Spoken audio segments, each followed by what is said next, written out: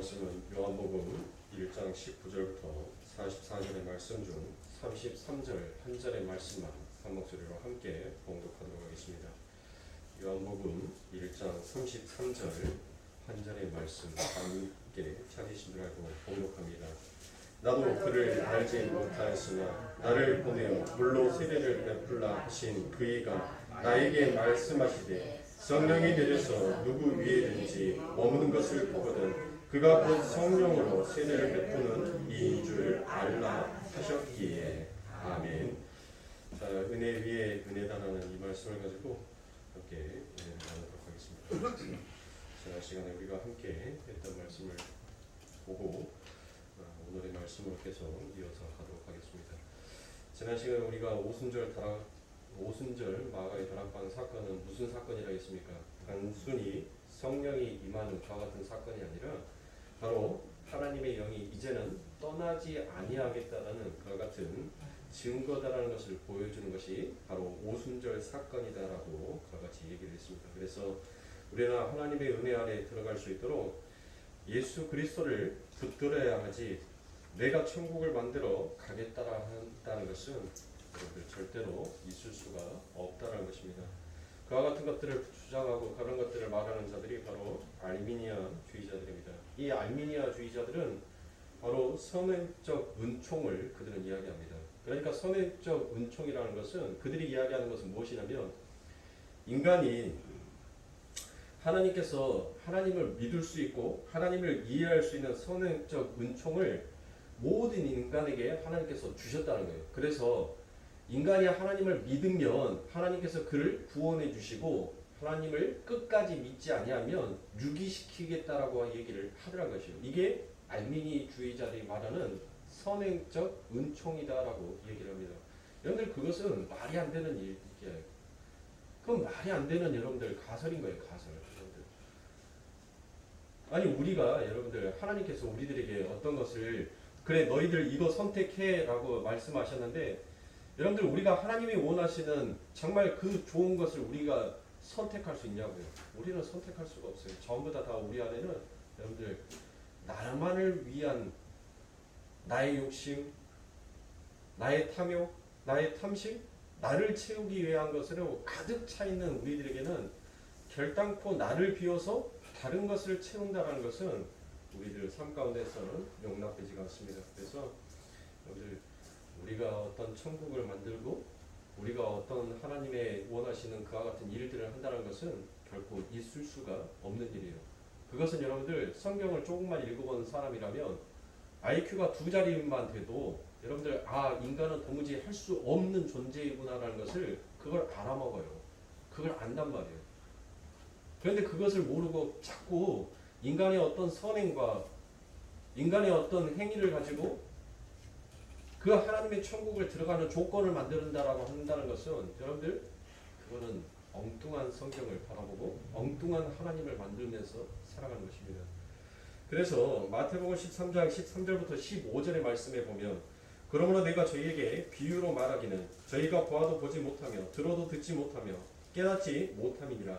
이사야의 예언이 저희에게 이르렀으되 너희가 듣기는 들어도 깨닫지 못할 것이요 보기는 보아도 알지 못하리라. 이 백성들의 마음이 완악하여져서 그 귀는 듣기에 둔하고 눈은 감았으니 이는 눈으로 보고 귀로 듣고 마음으로 깨달아 돌이켜 내게 고침을 받을까 두려워함이라 하였느니라 라고 이야기합니다. 보세요. 뭐라고 얘기합니까? 하나님께서 아니 이놈들이 혹시 알아먹고 고침을 받을까 지금 하나님이 걱정하신다는 거예요? 지금 그와 같은 말씀입니까? 아니라는 거예요. 뭐예요? 하나님이 뭐 하셨다는 거예요? 하나님이 그 하늘의 비밀을 듣지 못하고 알지 못하게끔 그들을 막아버렸다는 것이에요. 이 말씀은 여러분들 여기 한 구절에만 기록이 되어 있는 것이 아니라 또한 마가복음에도 기록이 되어 있습니다. 하나님은 이처럼 죄에 대해서 너무나도 민감한 반응을 보이신다는 것을 이처럼 계속해서 막아버리시는 것으로 하나님께서는 드러내고 있습니다. 그래서 마가복음 4장 10절부터 12절에 예수께서 홀로 계실 때 함께 한 사람들이 12제자로 더불어 그 비유들을 묻자오니 이르시되 하나님의 나라의 비밀을 너희에게는 주었으나 모든 것을 비유로 하나니 이는 저희로 보기는 보아도 알지 못하며 듣기는 들어도 깨닫지 못하게 하여 돌이켜 제사함을 얻지 못하게 하려 함이라 하시고라고 되어 있죠. 여러분들 어떻습니까? 우리 주님께서 너무나도 매몰차게 여러분들 말씀하고 있지는 않은가 싶죠.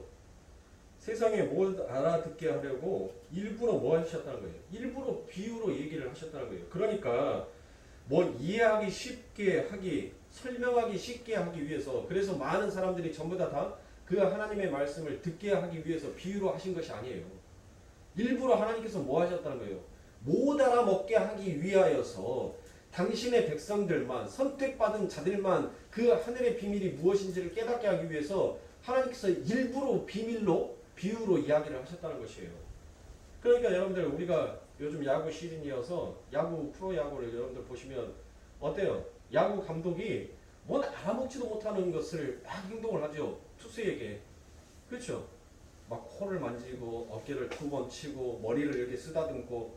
근데 다른 사람들은 여러분들 그것을, 그 사인을 보내는 것을 여러분들이 알아요, 몰라요?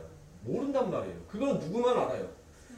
너와 나의 같은 팀, 같은 편, 즉 너는 내 편이다라고 생각하는 사람, 너는 내 사람이다라고 생각하는 사람에게만 그 사인이 무엇인지를 이해하여지고 설명이 되어지는 거예요.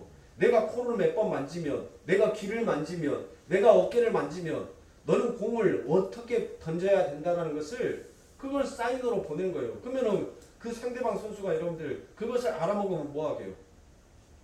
알아먹으면 여러분들 게임에서 지는 거 아닙니까? 그래서 못 알아먹게 하기 위해서 여러분들 그 야구 감독이 사인을 보내는 거예요. 그렇게 엉뚱한 행동들을 하면서. 바로 하나님의 말씀이 지금 이와 같다는 것입니다. 하나님의 백성 외에는 다른 사람들이 전혀 알아듣지 못하게끔 하나님께서는 일부러 비유로 설명하시고 비유로 말씀하셨다는 것입니다. 하나님이 지금 복음을 그렇게 알리고 계시더라는 것입니다. 그런데 여러분들 그 중에 여러분들 놀라운 일이 벌어져요. 놀라운 일. 네? 분명히 뭐 했어요? 하나님께서 그들이 못 알아먹게끔 막아버렸단 말이에요. 못 알아먹게끔 막아버렸는데 그 와중에 복음이 무엇인지를 알아먹는 사람들이 있어요, 없어요? 있더라는 거예요. 누구를 통하여서? 오늘 보세요. 요한복음에 우리가 1장에서부터 어떻게 시작했어요? 하나님께서 뭐 했어요? 막아버린 거예요.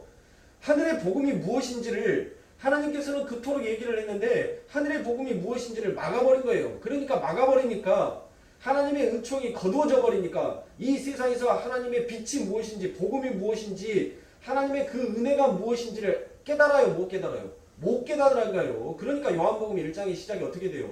빛이 왔는데 그 빛을 알아보는 자가 없더라라고 얘기를 하는 겁니다. 설명을 하는 거예요. 그런데 여러분들 거기에서 뭐 하더란 거예요? 그렇게 막아버렸는데 아니 빛이 누구인지를 알아보는 자가 있더라는 거예요. 그 와중에. 그 중에. 그러니까 여러분들 이게 기적이라는 거예요. 이게. 하나님께서 막아버렸는데 저와 여러분들은 지금 뭐예요? 그 복음이 무엇인지를 알아먹고 여러분들 그 복음을 믿고 있잖아요. 그 복음을 듣고 있잖아요. 이거의 기적이란 거예요. 이거의 기적. 여러분들의 삶 가운데 어떤 기적을 바라지 마시고 여러분들이 예수를 도저히 나는 예수를 믿을 수 없는 존재인데 그 예수를 믿고 있다는 것만으로도 우리들에게는 엄청난 은혜요 엄청난 기적이다라는 것을 우리는 매 순간 깨달아야 하는 겁니다. 그런데 우리들은 어때요? 이 엄청난 기쁨 하나님께서 우리의 눈을 막아버리고 우리 눈을 감게 만들어버리고 우리의 길을 닫아버리고 우리의 모든 것들을 다 막아버리셨는데 나는 내 삶 가운데서 예수가 믿어지네? 여러분들 남들이 알아먹지 못하는 소리를 나는 알아먹을 수 있으니 여러분들 어때요? 기쁘잖아요. 즐겁잖아요 여러분들. 그런데 저와 여러분들이 정말 이 기적 앞에서 정말 기뻐하고 있습니까? 정말 행복해하고 있냐고요. 이 복음이 이 은혜가 무엇인지를 깨닫지 못하니까 전혀 하나님의 말씀이 기쁘지가 않은 거예요. 전혀 내게 펼쳐진 이 기적이 여러분들 즐겁지가 않는 거예요.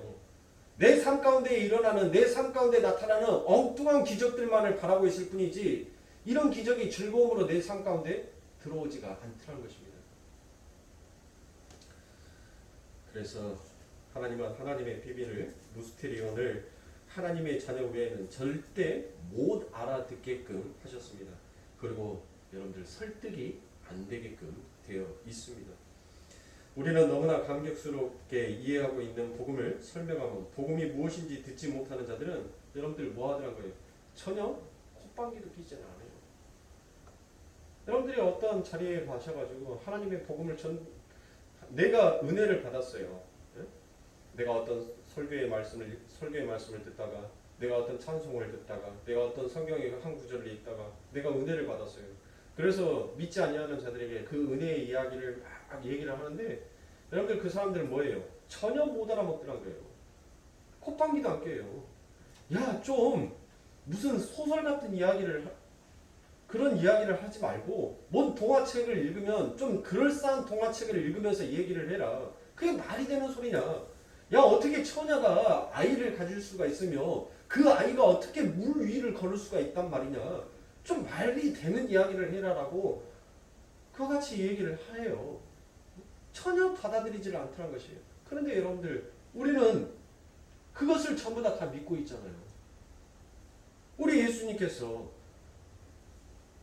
그 마리아를 통하여서 탄생하셨고 물리를 걸으셨고 오병이어의 기적을 일으키셨고 십자가에 돌아가셨고 3일 만에 부활하셨다는 이 모든 하나님의 복음을 여러분들 뭐예요? 우리는 전부 다 받아들이고 있는 자단 말이에요. 그러니까 여러분들, 이것이 바로 우리의 삶 가운데 은혜요 신비인 것입니다. 그래서 이사야 6장 8절부터 10절 말씀에 보면 내가 또 주의 목소리를 들은즉 이르시되 내가 누구를 보내며 누가 우리를 위하여 갈고 그때 내가 가로되 내가 여기 있나이다 나를 보내소서 여호와께서 가라사대 가서 이 백성에게 이르기를 너희가 듣기는 들어도 깨닫지 못할 것이요 보기는 보아도 알지 못하리라 하여 이 백성의 마음으로 둔하게 하며 그 귀가 막히고 눈이 감기게 하라. 염려컨대 그들의 눈으로 보고 귀로 듣고 마음으로 깨닫고 다시 돌아와서 고침을 받을까 하노라라고 이야기합니다. 지금 하나님께서 당신의 백성들에게 누구를 보냅니까? 이사야 선지자를 보내요. 이사야 선지자를 보내서 지금 뭐 하라는 거예요? 야, 너 거기 가서 이 백성들이 전혀 무슨 말씀인지, 하나님의 말씀이 무엇인지 그들이 눈으로 보지도 못하고 귀로 듣지도 못하니까 너 가서 그 하나님의 마음이 어떤 것인지를 가서 전달을 하고 듣게끔 해. 그들이 돌이켜서 올 수 있도록 가서 너 전달해 라고 하나님께서 지금 보내셨다는 거예요? 아니다는 거예요. 아니다는 거. 하나님께서 뭐 했다는 거예요? 지금 막아버렸다는 거예요. 하나님의 복음을 막아버렸다는 거예요. 그들이 듣지 못하게끔 너 가서 내 복음이 내가 원하는 그 구원의 은혜가 무엇인지를 그들이 깨닫지 못하도록 너 가서 전해 라고 얘기하는 거예요. 내가 막아버리겠다는 거예요. 너 전할 때마다 그곳에서 내가 다 뭐 하겠다는 거예요. 내가 다 막아버리겠다는 거예요. 그런데 여러분들 어때요? 여러분들 놀라운 일이 벌어져요. 어떤 놀라운 일이 벌어집니까? 하나님께서 뭐 하라고 한 거예요? 그들이 복음을 듣고서 깨닫고 돌이켜서 하나님 앞에 돌아오게끔 하는 것이 아니라 하나님께서는 너가 가서 복음을 전하는 것마다 내가 뭐 하겠다는 거예요? 막아버리겠다라고 얘기를 하잖아요. 그런데 그 막아버리는 그 속에서 여러분들 어떤 일이 벌어집니까? 그 하나님의 복음이 무엇인지를 듣고 깨닫고 하나님 내가 죄인 중에 예수가 맞습니다. 하나님 내가 복음을 알아듣지 못하고 깨닫지 못하는 그와 같은 우둔한 자가 맞습니다라고 그렇게 고백하는 자가 나오더란 것이에요. 그러니 여러분들 이게 얼마나 놀라운 일이냐고요. 그래서 여러분들 성경에서는 전도를 뭐하라고 얘기해요? 전도를 미련한 것이다라고 얘기를 하잖아요. 왜 미련한 거냐고요, 전도가. 아니 하나님의 복음을 전하러 가니까 여러분들 그것은 기쁜 일이요 즐거운 일이요 복받을 일이다라고 여러분들 성경에서 기록해놔야지 왜 전도를 미련한 짓이다라고 얘기를 하냔 말이에요. 왜 그래요? 제가 방금 설명해 드렸죠? 복음을 전하는 자 무스타고 그 하늘의 비밀이 무엇인지를 그 하늘의 비밀을 전달하는 자 그 자들만 하나님의 복음이 무엇인지를 깨닫고 아는 거예요. 그래서 여러분들 세상에 가서 복음을 전하는데 뭐 하는 거예요? 그들이 복음이 무엇인지를 알지 못하는 거예요. 왜요? 막혀져 있으니까. 막아버렸으니까. 그런데 그 속에서 못 하더란 거예요. 그 복음을 듣는 자가 있게끔 나오더란 것이에요. 그러니까 알아듣지 못하는 자에게 가서 얘기를 하고 있으니 여러분들 뭐예요? 그러니까 미련한 짓 아닙니까? 그러니까 미련한 짓이에요. 네? 아니 난 놓고 기억자도 모르는 사람한테 가가지고 하늘천 따지를 따지고 있으니 하늘천을 가르치고 있으니 여러분들 기억자가 어떻게 생긴지도 모르는 사람한테 천자문을 가르치고 있으니 여러분들 뭐 하는 거예요? 미련한 짓 아닙니까? 그게 멍청한 짓 아니에요. 숫자도 셀지도 못하는 사람한테 곱셈을 하라고 하고 있으니 그것만큼 미련한 짓이 어디 있어요? 에? 지금 하나님의 복음이 그와 같단 말이에요. 그래서 뭐 하는 거예요? 그래서 복음이 미련하다라고 얘기하는 거예요. 전도가 미련하다라고 얘기를 하는 것입니다. 왜요? 막혀 있는데 그 막혀 있는 곳에 가서 전하라고 하니까 여러분들 그런데 하나님의 일하시면 그 세상이 다 막혀 있는데 그 중에 하나님의 선택받은 자들이 그 외치는 자의 소리를 듣고 하나님께로 돌이키더란 것이에요. 그러니까 사랑하는 성도님들 비밀은 이 무스테리오는 뭐예요? 하나님의 백성. 하나님의 선택받은 하나님의 백성 외에는 절대로 그 복음이 무엇인지를 깨달을 수가 없는 것입니다. 그러므로 사랑하는 성도님들 우리가 복음이 무엇인지를 알면 알수록 뭐예요?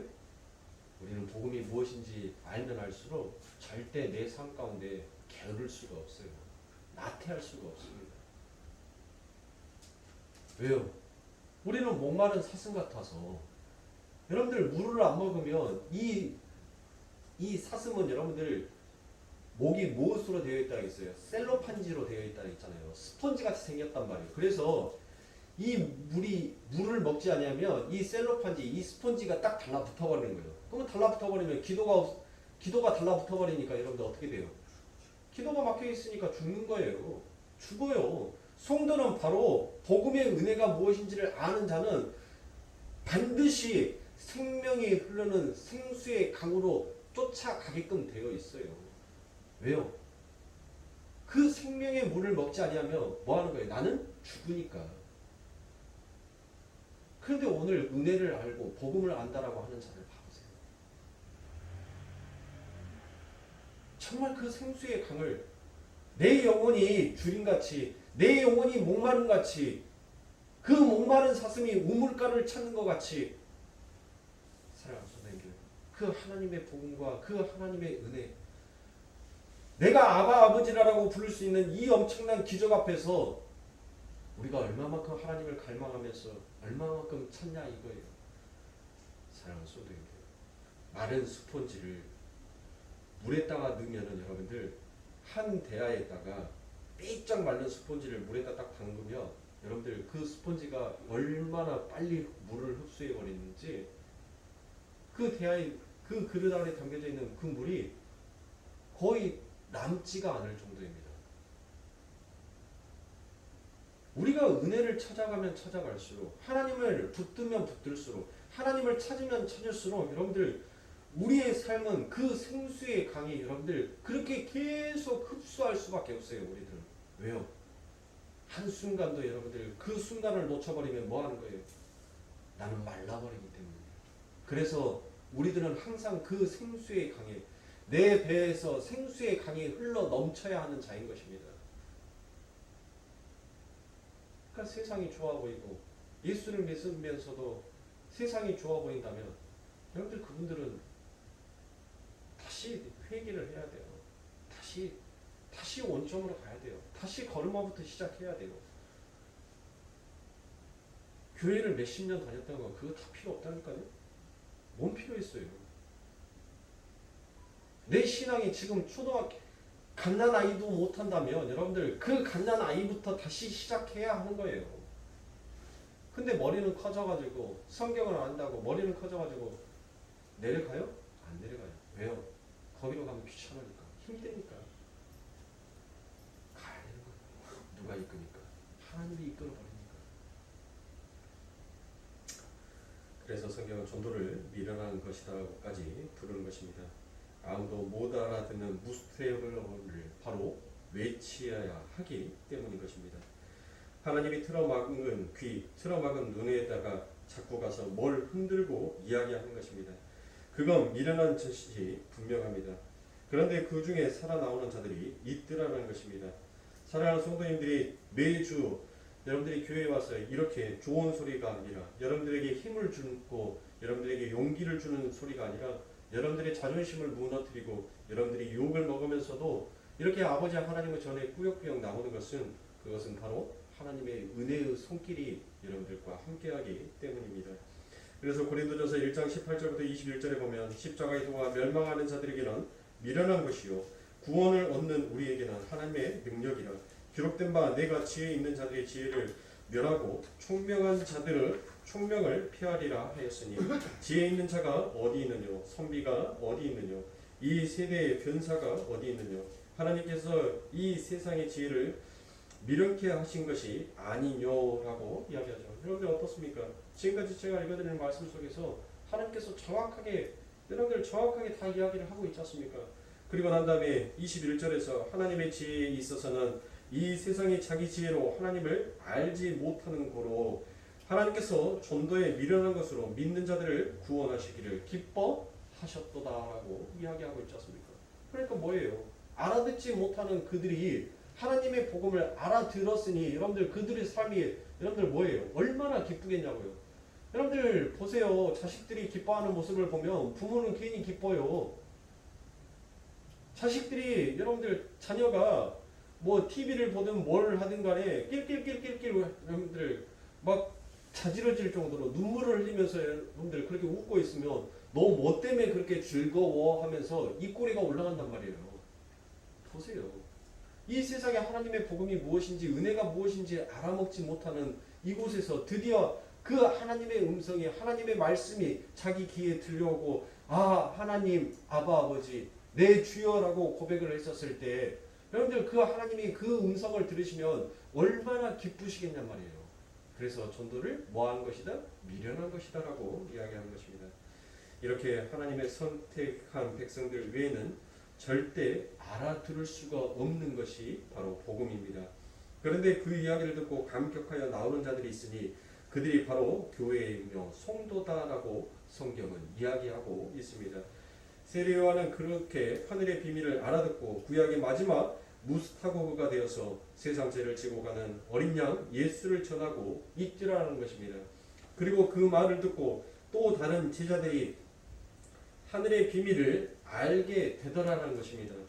그리고는 세례 요한이 두 제자가 또 예수님을 쫓아가서 세례 요한이 뭘 그렇게 대단하게 여러분들 설명한 것도 없는데 그들이 또 무엇을 전달합니까? 저분이 메시아다라고 그와 같이 내가 메시아를 보았도다라고 그와 같이 증거를 하더라는 것입니다.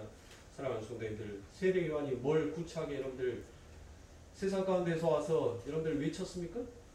외친 거 없어요. 여러분들. 너희들은 회개해야 된다는 거예요. 천국이 가까웠다는 거예요. 그리고 난 다음에 진짜 빛이신 그 예수님이 지나가니까 보라 세상 죄를 지고 가는 하나님의 어린 양이 도다라는 그 고백을 하더라는 것입니다. 그런데 여러분들 그 단순한 복음 앞에서 뭐 하더라는 거예요? 그 복음이 무엇인지를 알아먹고 믿는 자가 나오더란 것이에요. 듣는 자가 나오더란 것입니다.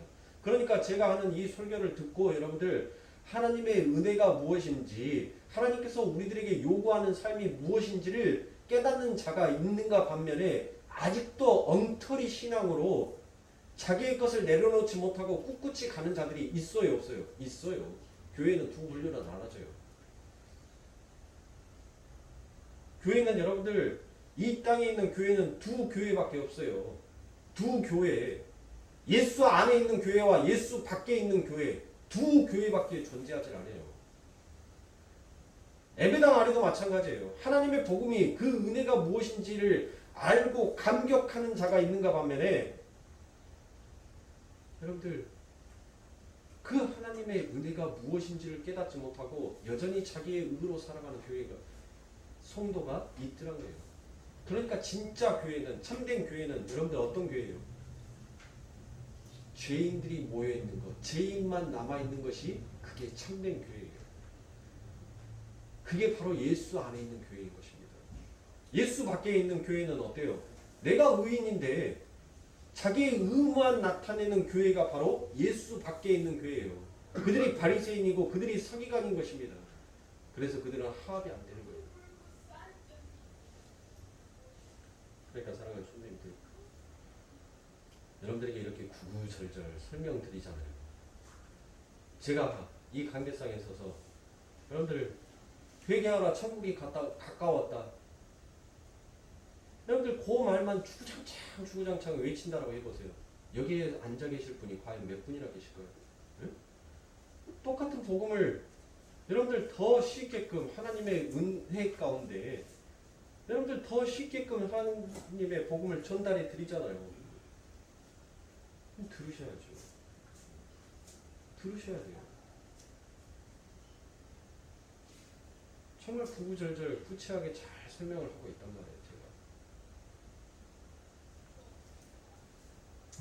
그리고는 그들이 또 나가서 전합니다. 내가 메시아를 만났다라고. 그와 같이 여러분들 그 하나님의 복음을 듣는 자가 또 가서 무엇을 무스테리온 그 미련한 것을 여러분들 또 세상에 알아먹지 못하는 자들에게 전하더란 것입니다. 그 하늘의 비밀을 알아듣는 우리도 또한 이제 뭐가 된 거예요? 무스타고 그가 된 거예요. 무스타고 그. 왜요? 우리는 하늘의 비밀을 안 자잖아요. 우리는 하늘의 비밀을 이제 알았으니까 우리가 이제 이 세상 가운데 뭘 하는 자예요? 무스타고 그 하늘의 비밀을 전달하는 전달자의 역할을 하는 것이 우리가 이 땅을 살아가는 거예요. 우리가 살아가는 이유와 목적이 바로 거기에 있는 거예요. 우리는 무스타고 그의 삶을 살게끔 만들어 가시는 거예요. 누가? 하나님께서. 처음부터 여러분들 사람이 선지자 되는 사람은 아무도 없어요. 하나님께서 훈련하고 하나님께서 그를 연단과 고난과 시련 가운데 내몰으시면서 그를 더욱더 단단한 반석으로 만들어 가시는 거예요. 그리고 하나님의 마지막 그 큰 일, 누구의 영광을 위해서? 하나님의 영광을 위해서 자기를 희생할 수 있는 그와 같은 선지자의 모습을, 모양을 만들어내더란 것입니다. 우리가 여러분들 한 사람을 인물을 만들기 위해서는 얼마나 많은 시간들을, 여러분들 얼마나 많은 것들을 투자합니까? 보세요. 제가 신성애를 여러분들 한 사람을 만들어가기 위해서 신성애에게 여러분들 하루하루 쏟아져 가는 그 시간들이 여러분들 정말 적지 않은 시간을 제가 쏟고 있어요. 한 사람을 정말 사람다운 사람으로 만들어가기 위해서 여러분들 그에게 투자하는 거며 그에게 시간을 쪼개는 거며 그 다음에 그 삶의 모든 것들을 나라는 존재의 희생을 통하여서 그를 만들어 갔을 때 여러분들 진짜 원하는 그 인물이 되어 가는 거. 그거를 위해서는 누군가는 반드시 뭐가 있어야 돼? 희생이 있어야 된다는 거예요. 희생이. 지금 우리는 예수 그리스도의 그 희생으로 인하여서 하늘의 비밀을 아는 자가 되었고 이제 그 하늘의 비밀을 알았으니까 우리는 이제 무스타고 그래서 하나님의 복음을 전달하는 전달자로 다시 내가 희생하는 희생양이 되어야 한다는 것을 우리는 잊어버려서는 아니 된다는 것입니다. 그래서 하나님께서는 우리를 훈련하시는 거예요. 우리를 연단하시는 거예요. 고난과 시련과 환난 가운데 우리를 두시는 것입니다. 부모의 마음으로서 여러분들 신성이가 여러분들 솔직히 말해서 월요일부터 토요일까지 정말 바빠요. 너무너무 바빠요. 학교 끝나고 난 다음에 학원 끝난 다음에 학원, 또 학원 끝난 다음에 또 학원을 하고 난 다음에 그리고 집에 들어와서 쉴만 하면 쉬는 게 어디 있어요. 그 다음날 또 숙제가 있는데 숙제하고 그리고 난 다음에 잠깐 쉬고 자요. 부모의 마음에서는 어때요 여러분들? 그냥 학교만 갔다 와. 학교만 갔다 와. 건강하니 잘 학교만 갔다 오면 돼. 이렇게 하고 싶어요. 이렇게 하고 싶은데 이렇게 해가지고는 여러분들 진짜 인물이 안 돼요. 인물이 될 수가 없어요. 그래서 뭐 하는 거예요? 그 힘듦과 그 고단함을 이해하고 알면서도 여러분들 시키는 거예요. 하물며 부모도 자식을 하나의 인물을 만들기 위해서 그 모든 것들을 투자를 하는데 우리의 영혼에 생명이 걸려있는 그 문제 앞에서 우리 하나님께서는 우리들을 어떻게 하시겠냔 말이에요. 그 하나님도 우리들이 여러분들 우리를 바라봤을 때 치근하게 여기지 않겠습니까? 우리가 불쌍하게 여기지지 않겠냔 말이에요. 저렇게 하루하루 눈물로써 저렇게 눈물로써 그 슬픔의 골짜기를 지나가면서 애타게 하나님의 이름을 부르짖고 있는 그 자녀를 바라보는 하나님의 마음은 여러분들 어떻게 했냔 말이에요. 하나님도 그냥 아유 저 녀석 저렇게 울고 저렇게 어깨 축 쳐져서 저렇게 울면서 내 이름 부르짖고 가는 저 녀석 아유 내가 괜히 모질게 이렇게 하는 것은 아닌가. 내가 내 아들 예수를 보내서 다 이루었다라고 했으면 그냥 내 새끼들을 딱 내 품에 안아서 다시는 눈물 흘리는 거 곡하는 거 그 한 곳이 없는 그냥 천국으로 내 나라로 그냥 탁 옮겨버릴 걸. 내가 쟤들을 내가 괜히 훈련시킨다고 쟤들을 진짜 내가 원하는 사람 만들어 보겠다고 내가 쟤들을 매몰차게 지금 저렇게 하고 있는 것은 아닐까. 우리 하나님은 어떤 마음이실지는 모르겠지만 인간의 마음으로 제가 하나님의 마음을 해석하면 좀 그러실 것 같더라고요. 그런데 여러분들 그 고난의 시간이 지나가니까 그 힘듦의 시간이 지나가니까 무엇이 찾아오는 거예요? 기쁨이 찾아오는 거예요. 그래서 환란이 인내가 연단이 소망을 만들어낸다라는 거예요. 그 소망의 기쁨이 우리들에게 많아요. 지금 사랑하는 성도님들, 지금 우리가 하나님의 그 복음을, 그 비밀을 전달하는 전달자로 우리는 지금 이 땅에서 훈련을 받고 있습니다. 그러니 우리들의 삶이 얼마나 고단합니까? 하루에도 수십 번, 하루에도 수천 번, 하루에도 수만 번 이런 생각 저런 생각으로 오만 생각들을 다 하면서 그 속에서 주님의 이름을 간절히 애타게 부를 때도 있고 하나님 내가 부를 때마다 왜 응답하지 않으십니까? 라고 또 그 하나님을 원망했을 때도 있을 것입니다. 그렇게 하루하루를 지나가는데 여러분들 보이지 않냐는 그 하나님의 시간 속에서 우리가 무엇이 되어가더란 거예요? 무스타고 그 하늘의 복음을 그 하늘의 비밀을 알아먹는 자, 그래서 하늘의 복음을 전달할 수 있는 전달자와 같은 왕 같은 제사장의 그 직분으로 우리들이 서서히 만들어져 가더란 거예요. 이미 묵시의 세계에서는 다 완성이 됐고 만들어져 있는데 이 역사라는 시간을 통과하면서 그와 같이 하나님이 원하시는 의의 모습으로 그렇게 빚어져 만들어져 가더란 것입니다. 그러니 사랑하는 성도님들, 여러분들이 슬프면 슬프다고 하나님 앞에 고백하세요. 기쁘면 기쁘다라고 고백하세요. 외로우면 외롭다라고 말씀하세요. 그것을 감출 필요가 무엇이 있겠습니까? 우리 하나님은 우리의 마음을 알고 계시는 분이에요. 우리 하나님이 우리를 보는데 여러분들 그냥 보는 게 아니에요. 우리 하나님께서는 우리의 내면을 읽어가시는 분이시단 말이에요. 그러므로 사랑하는 성도님들, 우리는 이와 같이 하나님의 은혜 앞에서 우리는 무엇인가 버틸 수 있는 것이 아무것도 없더라는 것입니다. 그러니까 우리의 삶 가운데는 늘 예수를 붙들라라고 제가 그와 같이 강조하여 여러분들에게 말씀을 드립니다. 그러므로 사랑하는 성도님들, 복음이 무엇인지 은혜가 무엇인지를 깨닫는다면 여러분들 더욱더 예수를 붙들어야 하는 것입니다. 다시 한번 정리해 드리도록 하겠습니다. 죄악으로 빛을 잃어 어두운 이 세상에 드디어 빛이 왔습니다. 그런데 아무도 그 빛을 알아보지 못하더라는 것입니다. 그중 한 사람이 그 빛을 알아보고 저분이 바로 그분이다라고 외칩니다. 그리고는 그 어린 양이 정말 구약에 예언된 그 메시아라는 것이 성령이 비둘같이 그 머리에 임하는 것으로 증명이 되어 나타납니다. 그리고 성령 세례를 받으신 주님께서 성령 세례를 받고 영원히 하나님의 백성이 될 사람들이 신약의 첫 번째 무스타고브이신 주님의 은혜에 의해서 하나 둘씩 부름을 받는데 그게 바로 오늘 본문의 말씀입니다. 이 요한복음은 넷째 날, 다섯째 날, 여섯째 날에 무슨 일이 일어난다라고 여러분들에게 말씀을 드렸습니까? 바로 예수님의 12제자를 모으시는 그와 같은 사건들이 그 안에 기록이 되어 들어가 있습니다. 그렇게 하나님의 백성들이 이제 하나 둘씩 하나님의 은혜로 하나님이 불러오더라는 것입니다. 그래서 멍하니 있던 자가, 그물을 깁고 있던 자가,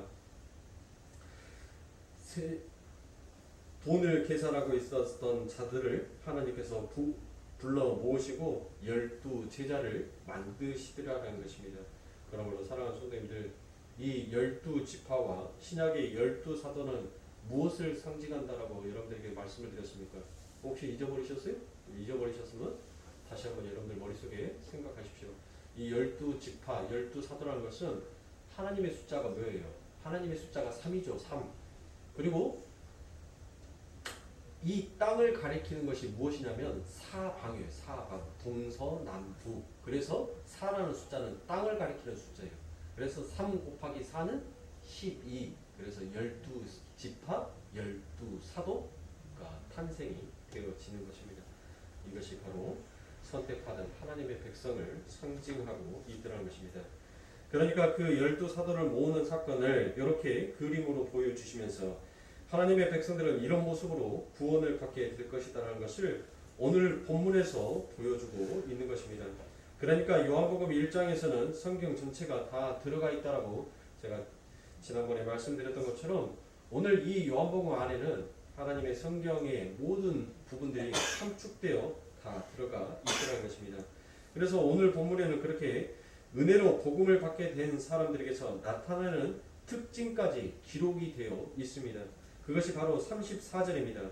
내가 보고 그가 하나님의 아들이심을 증거하였노라 하니라라고 되어 있죠. 여기에서 보고라고 되어 있는 것이 바로 호라호입니다.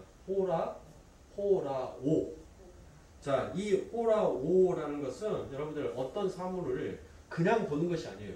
그 사물을 보는데 어떻게 보냐면 아주 주의 깊게 관찰하여서 살펴보더라는 것입니다. 그러니까 이 세례 요한은 주님을 바라봤는데 여러분들 어떻게 바라본 거예요? 그냥 바라본 것이 아니에요. 그 주님을 아주 주의 깊게 관찰하면서 구별하여 그 주님을 살펴보았다는 것입니다. 그러니까 세례 요한은 주님을 무엇으로 봤다는 것입니까? 호라호로 봤다는 것입니다. 그게 하나님의 은혜를 입은 자들의 특징인 것입니다. 그러므로 사랑하는 성도님들, 우리가 성경을 읽을 때 여러분들 어떤 관점으로 봐야 돼요? 우리는 이 성경을 읽을 때 호라오, 여러분들 주의 깊게 여러분들 그것을 관찰하고 구별하면서 봐야 하는 것이 바로 우리인 것이에요. 왜요? 우리는 이제 하늘의 비밀을 아는 자이니까. 그러면 오늘은 어떻게 그 주님을 호라하여 집중하여 관찰할 수 있습니까? 무엇을 통해서 우리들이 관찰할 수가 있어요? 어디에서 우리가 주님을 만날 수가 있습니까? 여러분들 이 예배당에 와야지 여러분들 주님 만나요? 어디에서 주님을 만날 수 있어요? 여러분들 삶 가운데 이 성경을 통하여서 주님을 만날 수가 있는 거예요. 이 성경 안에 주님이 나타나야지 있고 이 성경은 그 한 절 한 절이 주님의 형상과 주님의 모습을 그리고 있는 여러분들 하나의 비밀이 담겨져 있는 열쇠예요. 그러니까 우리가 퍼즐 있잖아요. 퍼즐은 한 조각조각 이렇게 맞춰져 있잖아요. 조각조각. 그래서 그 조각을 다 맞추니까 하나의 작품이 딱 완성이 되죠. 이 성경 66권이 바로 예수님의 어떤 모습으로 우리와 함께 하시는지를 그 예수님의 형상을 이 성경 66권이 조각조각 나누어져서 그것을 완성하여 보여주고 있는 것이에요. 그러니까 성경 66권은 여러분들 예수를 나타내고 있는 것입니다. 그러므로 사랑하는 성도님들이 주님을 만나고 싶다면 더욱더 성경을 가까이 하시면 되겠습니다. 그래서 그 빛을 보는 사람들은 바로 그 예수 그리스도를 글로 설명해 놓은 성경을 집중하여 관찰하는데 힘을 쓸 수밖에 없더라는 것입니다. 그게 바로 거듭난 사람들의 특징입니다. 그럴 때 그렇게 호라고할 때 하나님의 백성들이 그 주님을 호라고할 때 주님은 그를 떼아오마이 하십니다. 그 떼아오마이라는 말은 바로 오늘 본문 37절과 38절에 기록이 되어 있습니다.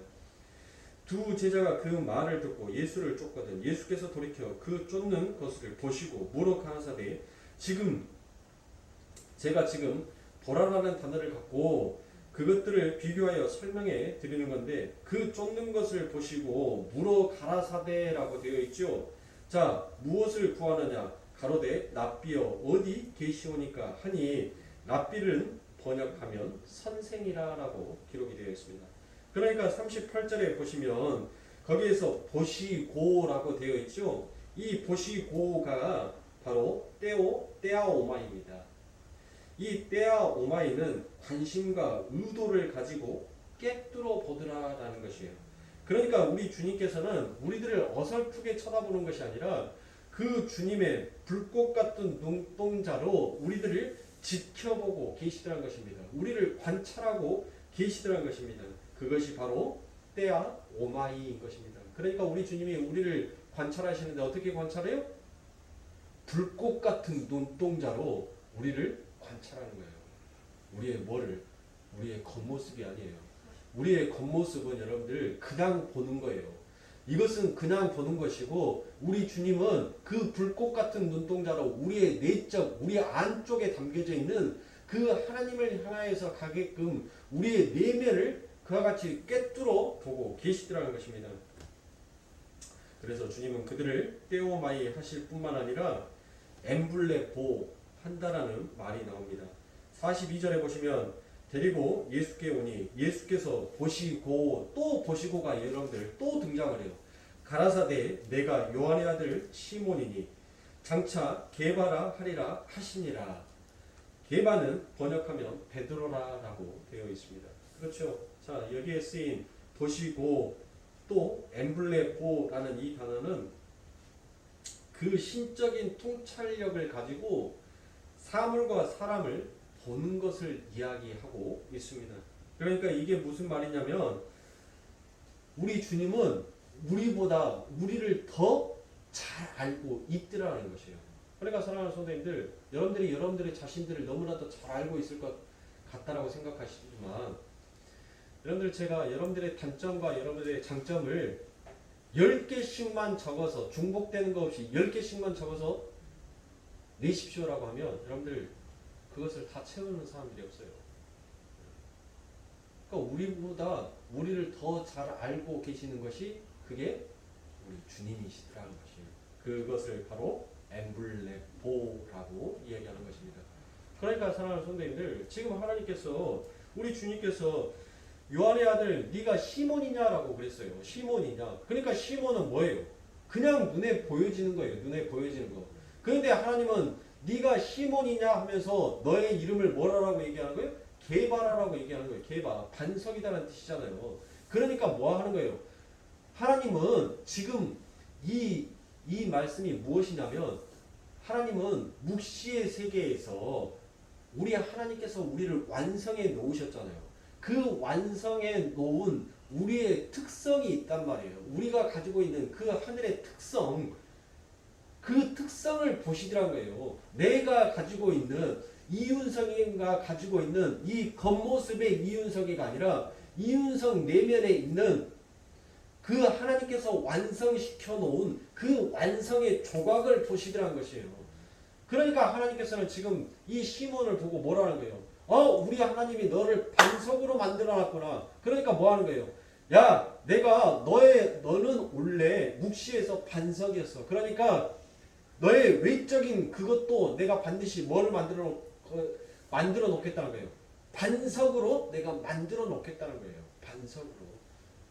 이게 바로 제가 말씀드린 엠블레보입니다.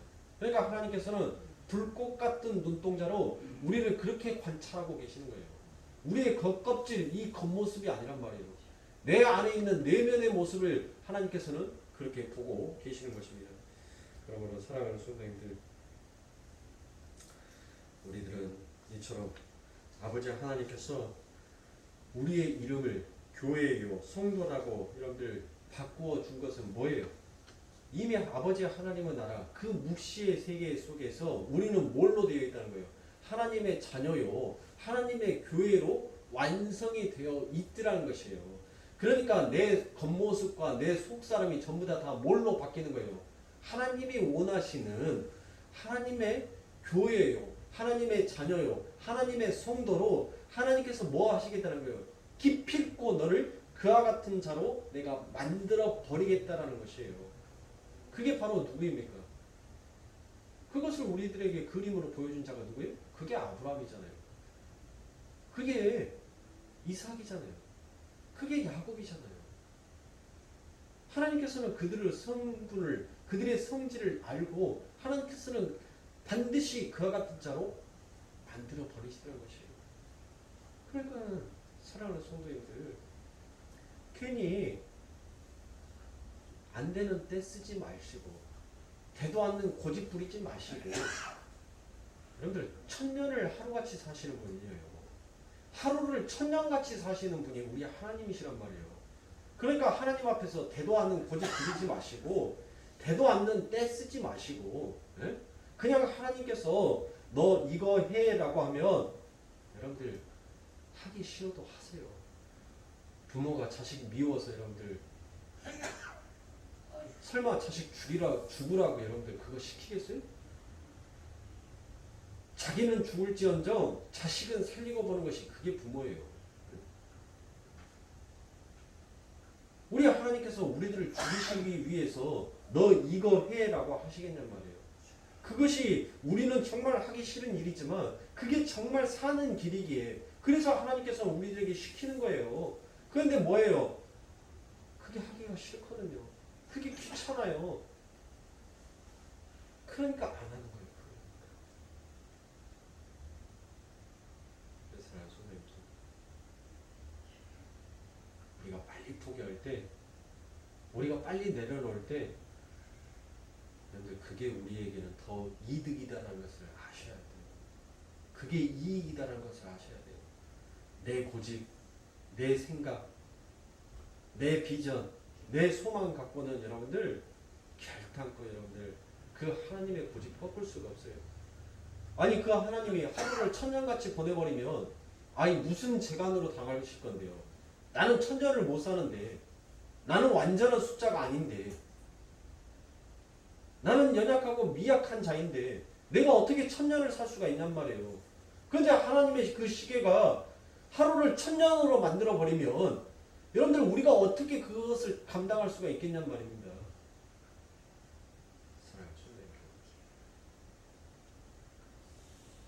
하나님의 말씀 순종하세요. 그럴 때 여러분들에게 다가오는 그 천국이 천년이 하루같이 지나갈 거예요. 천년의 시간이 내게 그 천국이 다가오는데 저 천국이 여러분들 일주일 시간 보내보세요. 일주일. 내가 무엇인가 분주하고 내가 무엇인가 계획을 세워놓고 바쁘게 이렇게 지낼 때는 여러분들 어때요? 그 하루가 어떻게 지나가는지도 모르게끔 아니 벌써 금요일이야? 아니 벌써 토요일이야? 이러고 있어요. 그런데 여러분들 특별하게 할 거 없이 여러분들 그 하면 어때요? 아이고, 야, 온놈의 달력이 아직도 화요일이냐? 저놈의 일요일 날은 언제 찾아올까? 보세요. 우리가 우리의 것을 내려놓으면 그 하늘의 것이 우리에게 다가오면 여러분들 그와 같이 다가와요. 그러니까 내려놓으시고 예수 바라보세요. 그것이 우리에게 참된 이익인 것입니다. 그렇게 하기 위해서 하나님께서는 그 하늘의 비밀을 알아듣게 해주신 거예요. 그러니 사랑하는 손님들, 우리는 그 엄청난 비밀을 알아먹은 자니까 그 비밀을 알아먹은 자답게 우리의 인생의 행보를 걸어가야 합니다. 사람은 다 자기의 자격에 맞춰서 그 걸음을 걸어가게끔 되어 있어요. 여러분, 우리는 그 하늘의 왕자란 말이에요. 하늘의 자녀란 말이에요. 좋은 소리만 들으면 여러분들 기뻐하고 신나고 입꼬리 올라가지 마시고 그 신분에 맞춰서 사세요. 신분에 맞춰서. 여기는 천박한 개, 돼지들이 여러분들 뒹구는 그와 같은 세상인 거예요. 그런데 개, 돼지가 뒹구는 그 세상이 좋다고, 그 울타리가 좋다고 그곳에서 함께 뒹구르고 있는 자들은 뭐냔 말이에요. 그 하늘의 왕자가 기껏 하나님께서는 그 보혈의 피로 옷 빨아서 새 옷 입혀놨는데 그 새 옷 입고 돼지 구렁텅이에 들어가서 거기에서 뒹굴뒹굴 거리면서 여기가 좋사옵니다. 여기가 평안합니다. 여기가 행복합니다. 여기가 기쁨입니다. 여기가 내 안식처입니다. 내가 여기가 기댈 곳입니다. 라고 하고 있는 자들은 도대체 뭐냔 말이에요. 응?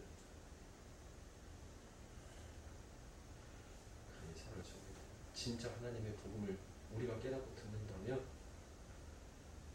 세상의 울타리 밖에서 나오셔서 그 하나님께서 우리들에게 주어진 그 신분에 맞춰서 사셔야 합니다. 힘들 거예요. 앞으로 더 고난의 시간, 더 고된 시간이 우리들에게 어쩌면 또 더 심한 그 혼란이 우리들에게 찾아올 수도 있습니다. 그러나 사랑하는 성도님들, 그때 발휘하는 것이 무엇입니까? 인내인 것이에요. 그 인내가 연단이 되어서 반드시 우리들에게 소망으로 다가오게 되는 것입니다. 우리들이 헤쳐가는 것이 아니에요. 파도가 칠 때 여러분들, 우리가 수영치에서 그 파도를 넘어가려고 하면 우리는 죽어요. 그러니 사랑하는 성도님들, 우리의 힘을 빼시고 예수를 의지하여서 그 생명 가운데 기쁨으로 살아가시는 우리 사랑하는 성도님들의 삶이 되시길 주님의 이름으로 축원합니다. 기도하겠습니다.